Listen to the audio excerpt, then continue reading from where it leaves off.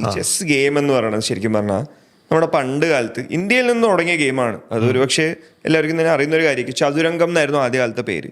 അപ്പൊ ആ കാലത്ത് രാജാക്കന്മാര് തമ്മിൽ ലൈക്ക് അവരുടെ ഒരു യുദ്ധത്തിന്റെ വിനോദം പോലെ അതെ അതൊരു പ്ലാനിങ് എന്ന രീതിയിലൊക്കെ സ്റ്റാർട്ട് ചെയ്ത് വന്നു. ഈ പറഞ്ഞ പോലെ അവരൊരു വിനോദം എന്ന രീതിയിൽ സ്റ്റാർട്ട് ചെയ്ത് വന്നൊരു ഗെയിമാണ്. അപ്പൊ അതിലെന്താ, ഒരു രാജാവിന് മറ്റേ രാജാവിനെ തോൽപ്പിക്കാനായിട്ട് ഏതൊക്കെ നമ്മൾ പല രീതിയിലായിരിക്കുമല്ലോ ഒരു യുദ്ധം ജയിക്കാൻ.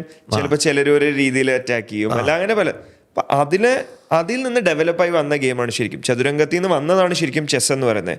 പിന്നെ ഈ game like world wide travel ചെയ്ത് വന്ന് നമ്മുടെ ഇന്നത്തെ ചെസ് എന്ന് പറയുന്ന രൂപത്തിലേക്ക് വന്നപ്പം അതില് എന്താ പറയാ, നമ്മുടെ ഒരു ഇന്ത്യൻ വേർഷൻ ഉണ്ട്, ആന, കുതിര.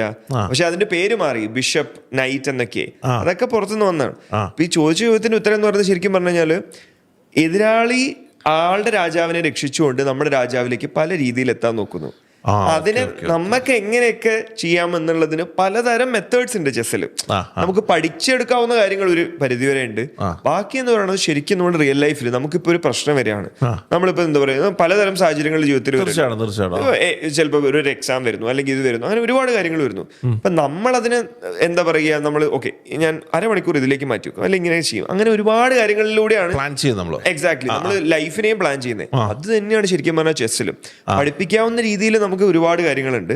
പിന്നെ ടാലന്റ് എന്ന് പറയുന്ന ഒരു എലമെന്റ് കൂടെ വരും. ആ ആളുടെ പ്ലാൻ ഇതാണ്, ആ ആള് പോലും അറിയാതെ നമ്മൾ മറ്റൊരു സൈഡിലൂടെ ആളെ ഞെട്ടിച്ചുകൊണ്ട് അപ്പുറത്തെത്തിക്കുക. ഒരു ഫൺ ഗെയിം ആണ് നമ്മൾ പ്രോപ്പർലി പഠിച്ചു കഴിഞ്ഞാൽ.